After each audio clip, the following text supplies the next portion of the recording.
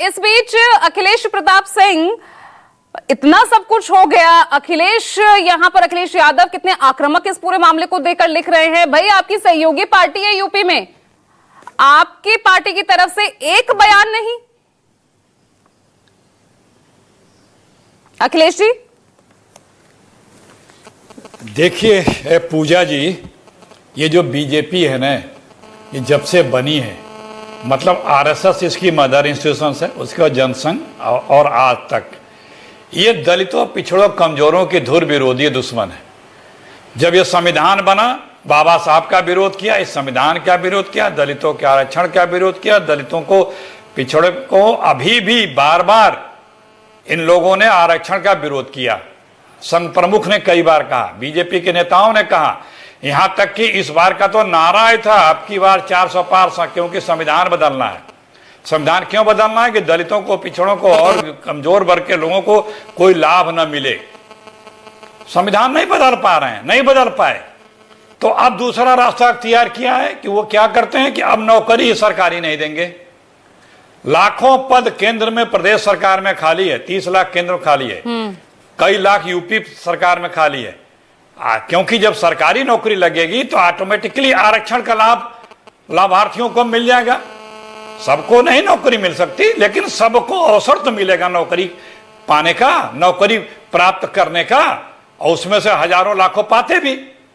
लेकिन आरक्षण का लाभ न मिले, इसलिए 10 लाख से ऊपर आउटसोर्सिंग करके नौकरियां हैं, संविदा पे हैं, उसमें इस तरह के बंधन है नहीं, दलितों को कोई लाभ न मिल जाए। इसलिए संविधान में, अगर पार्लियामेंट में अगर दलित की बात होगी तो इनके एक बड़े नेता बहुत अच्छे से घुमा गए आरक्षण को लेकर। बहुत अच्छा लगा आज आपकी तरफ से ये जब बोले जाते हैं ना, तो बहुत अच्छा लगता है, क्योंकि पिछले बयान भी हमें याद है आरक्षण संविधान को लेकर क्या कांग्रेस का इतिहास रहा है। लेकिन सवाल इस वक्त दलितों पर हो रहे अत्याचार को लेकर। आप ही लगातार जय भीम, जय संविधान रैली आप कर रहे हैं, दलितों के लिए आप लगातार रैलियां भी, सभाएं कर रहे हैं ना, लेकिन इतना कुछ हो गया, वो भी एक दलित सांसद और तमाम दलित जो लोगों के साथ जो इतनी बर्बरता हुई है उसकी लिस्ट तो मैंने आपके सामने रखी दी, लेकिन आपकी साथी पार्टी के नेताओं के साथ इतना कुछ हो रहा है और एक बयान आपकी पार्टी की तरफ से नहीं, ये कितना जस्टिफाइड है? ये रोजाना हम लोग के बयान आ रहे हैं। आज ही बस्ती में एक विशाल जनसभा हुई है, उसमें सारे बातें रखी गई हैं। उत्तर प्रदेश दलित उत्पीड़न हो, महिला उत्पीड़न हो, महिलाओं का दुराचार हो, उसमें नंबर 1 का बयान आया है क्या? उसमें राहुल गांधी का बयान आया? तो क्या प्रियंका गांधी का बयान आया इस बाबत? क्यों नहीं है?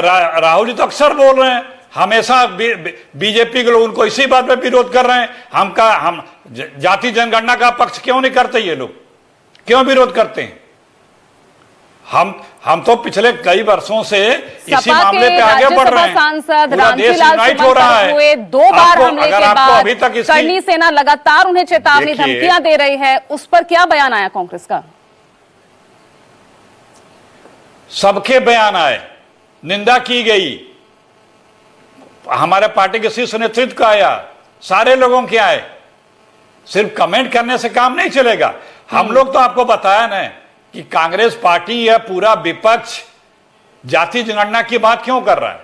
लाभ मिलना चाहिए जो कमजोर है, उससे ये पूरा डिटेल पता लगेगा कि किसको कितने लाभ मिले, किसको कितना लाभ करने की आप कोशिश ही नहीं कर रहे ना। किसको लिए आपके साथी पार्टी के नेता के साथ इतना कुछ हो रहा है, पता करने की कोशिश कर नहीं रहे। पता किया होता तो शायद आज आपके बयान चला रही होती। कौन पता करने की कोशिश नहीं कर रहा है? कौन पता करने की कोशिश नहीं कर रहा है? हर पॉलिटिकल पार्टी, देखिए कहीं भी जाती हो रही है, कुछ भी होती है तो कांग्रेस पार्टी उस पर आवाज उठाती है। हमारे साथी गठबंधन का हो या कोई और भी व्यक्ति या समाज के किसी व्यक्ति की बात हो, सबसे पहले कौन पहुंचता है? सबसे पहले कौन पूछताछ करता है? यूपी में देख लीजिए, जितने महिलाओं के साथ या दलितों के साथ हुआ, इसी रायबरेली में दलित को गोली मारी गई थी पिछले साल, सबसे पहले कौन पहुंचा? पासी जो थे, राहुल जी तो पहुंचे थे ना, और तमाम है इस तरह से उदाहरण। देखिए बात दरअसल में यह है कि बीजेपी का शुरू से डीएनए रहा है कि वो दलित विरोधी। संसद में इनके एक बड़े जिम्मेदार मंत्री ने कहा कि कांग्रेस जितना बाबा साहब का रटती है, जैसा लगता है भगवान हो।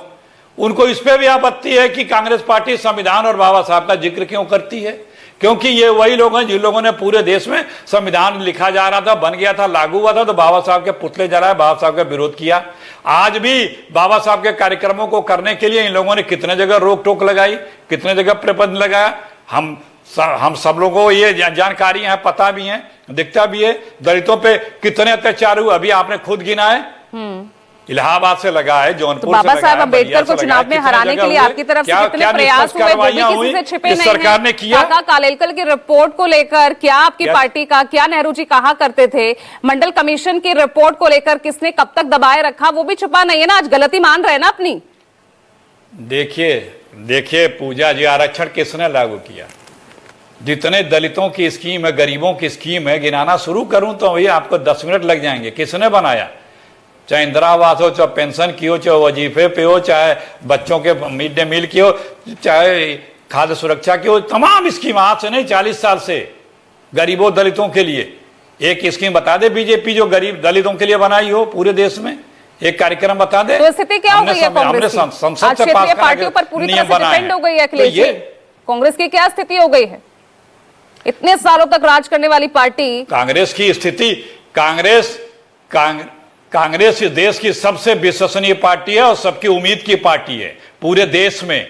हम ही सब विश्वसनीयता के मामले में कांग्रेस के नेता या कांग्रेस के बराबर कोई बीजेपी है? कहीं नहीं टिकती है। आज भी लोग, हर कोई कह रहा है कि कांग्रेस रहती तो देश की दुर्दशा नहीं होती, हमारे सीमाओं का इस तरह से हाल नहीं होता।